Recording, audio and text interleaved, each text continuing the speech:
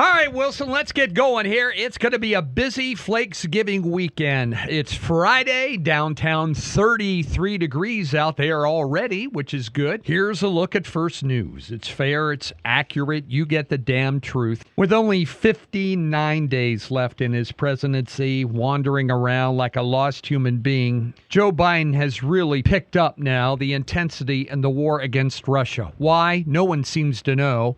After 1,000 days, allowing them now to use long-range missiles to fire into Russia, allowing them to use landmines now to blow up Russian troops when they enter the Ukraine.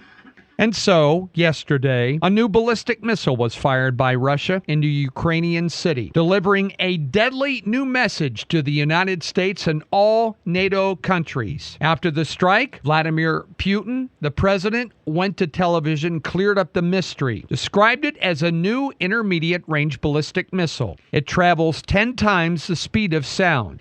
It cannot be stopped by any anti-missile system that the United States has or anyone in the West. He was sent that as a warning shot to NATO, the United States, and all countries now that contribute to military hardware that is destined to destroy parts of Russia. He takes it as a clear threat. He has also lowered the threshold for using Moscow's nuclear arsenal now, should they need to. A top South Korean official said now that Russia is supplying new anti-air missiles into North Korea in return for North Korea sending troops in to help Russia battle the NATO allies of ours and others who are sending hardware to the Ukraine. Folks, it's getting uglier. And why would a president do this with only 59 days left in his presidency to a nation and to the upcoming administration? You guess, and I'll guess. I think we know. They issued arrest warrants for Benjamin Netanyahu for his attack on Hamas, causing problems against humanity. The criminal court in The Hague issued the warrants yesterday,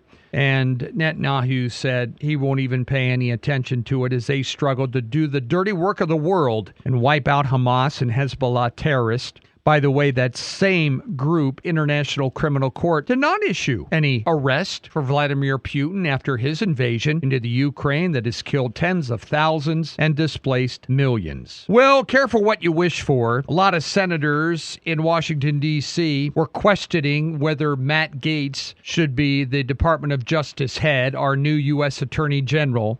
A lot of them were fighting him. Like they do with all other nominations, there's always a sex allegation or something in there that they always bring up. Well, Matt Gaetz yesterday decided to withdraw his name. And now you have an even tougher bulldog in there to fight, Pam Bondi. This woman is tough as nails. He's nominated her now to be the U.S. new Attorney General. Longtime Trump ally, one of his lawyers, been a vocal critic of cases against him, has fought the border, fought fentanyl trafficking in this country. She is tough as nails, and they think that Gaetz was tough. She's tougher. Good. She's going to be just what the doctor ordered to clear up this nation and all the things that are going on in the Department of Justice, fighting crime, making America safe again. That is going to be her focus. Major storm moved through Northern California yesterday, toppled some more trees, knocked out some power, heavy rain, heavy snow in the mountain areas. The Weather Service extended some flood watch areas for San Francisco. If you're flying out that way today, you'll probably encounter delays or even some cancellations. Up to a foot of rain in some parts of Northern California. Heavy snow in the mountains. Also hit southwestern Oregon. Parts of Washington without power, but that's because of the trees that have been blown down. A second Australian teenager fell critically after drinking tainted alcohol, has died. Ollie Bowles, who was 19, was in critical condition in a hospital in Bangkok for days following poisoning in Laos about a week ago. Second one that has died. Climate people, still meaning in Azerbaijan, came up with a deal yesterday. They decided that some of you wealthy countries in the United Nations, you need to pledge at least $250 billion in order for us to change the weather. That's more than double the previous goal. See, before they wanted $100 billion, they could control the weather with that, but they think they were $150 billion short. So if they get an extra $150 billion, then they can control the temperatures, snowfall, rain, wind, hurricane strength, all that. It's just how much you spend on what will determine the weather for the world. Alabama yesterday carried out the nation's third nitrogen gas execution. Put a man to death for the murder of a hitchhiker. Got rid of some of the old ways, implementing the new. And careful what you wish for. These places are learning. California, Oregon, Washington. The people have rebelled. Drug reform advocates hailed Oregon as a progressive leader when it came to be the first in the nation to legalize therapeutic mushrooms. Yeah, the psychedelic mushrooms. Now, 4 years later, voters in a growing list of their cities in Oregon have now banned the substance. In a wake of fentanyl and all the other drug liberalization measures in Oregon and states around the country, voters questioned whether that was actually a good idea or not. Massachusetts voters rejected a measure that would have legalized psychedelic mushrooms. 3 of the 4 states that voted on recreational marijuana opposed it. And now in Portland and other places, cities are once again passing new laws that will ban more drugs, in particular this one, the psychedelic mushrooms. Global stocks inching a little higher today. On Wall Street, gains futures showing higher today after superstar Nvidia and other companies said they're making even fatter profits than they had expected. Shanghai's up today. On our stock exchange, the Dow Jones Industrial Average jumped 1.1%. NASDAQ was up a tenth.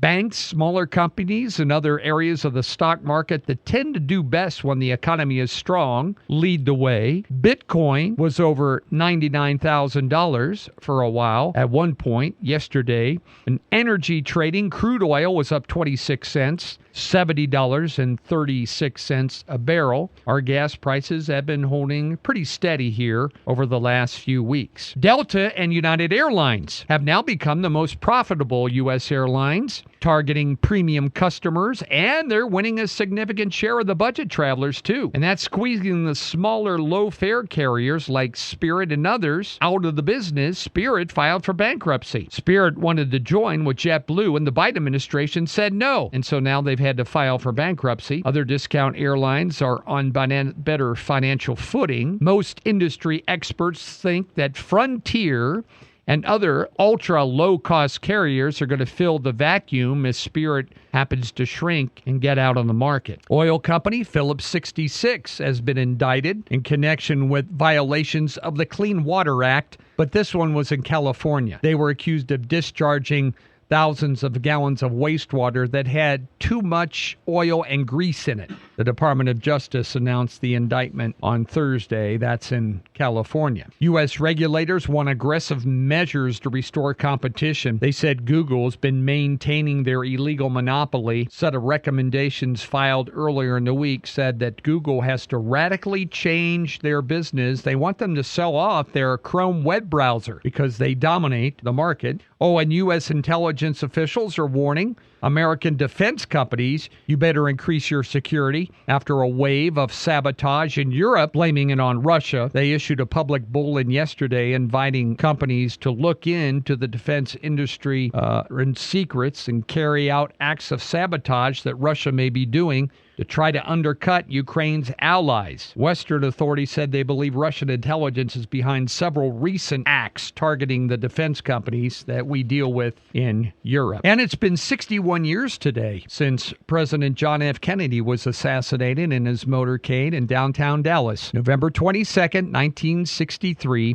And even after 6 decades, conspiracy theories about what happened still swirl. Every thread of information has not been released. President-elect Donald Trump's made promises that if he's reelected, he is going to declassify those records in that assassination. At this point, only a few thousand of millions of pages of records related to it have been fully released. And those who have studied what's been released so far said that the public should not anticipate any earth-shattering revelations hands when the remaining files are declassified. But it has a lot of people worried. A lot of stuff is going to be declassified. U.S. Attorney General's office, Pam Bondi, you watch. They're going to get into the Jeffrey Epstein capers, who were on all those planes. We're going to learn all kinds of things, folks, when we get a new DOJ head involved. And Penn State has won a closely watched trademark fight over an online retailer's use of their logos and images. A jury in Penn State awarded Penn State $28,000 in damage this week over products made and sold by the firm Vintage Brand and Sportswear.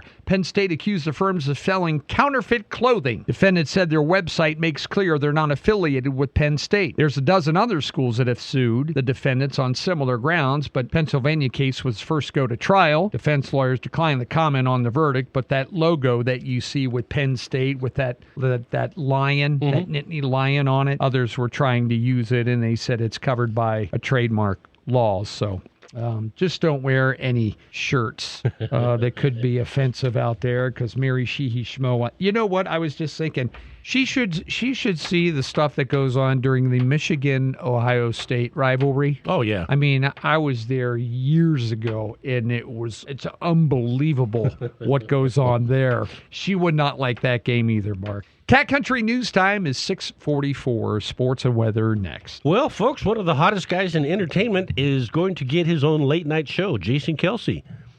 He announced it last night. The show will be filmed in front of a live audience in Philadelphia, and that's where he played. Said, I love late-night shows, always watched them growing up. They got a Philadelphia band going to provide the music, and the show's title is an homage to They Call It Pro Football, which we used to watch when we were kids.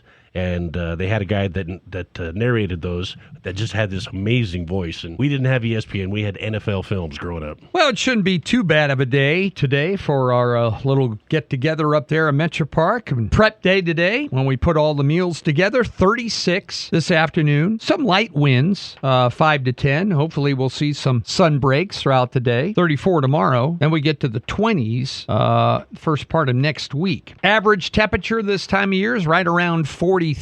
So we're going to be a little below that today. It's 33 out there right now, though, at 6:46, and that's what's happening. Mark and Paul here together, kicking off the weekend, and thanks for tuning into the Cat.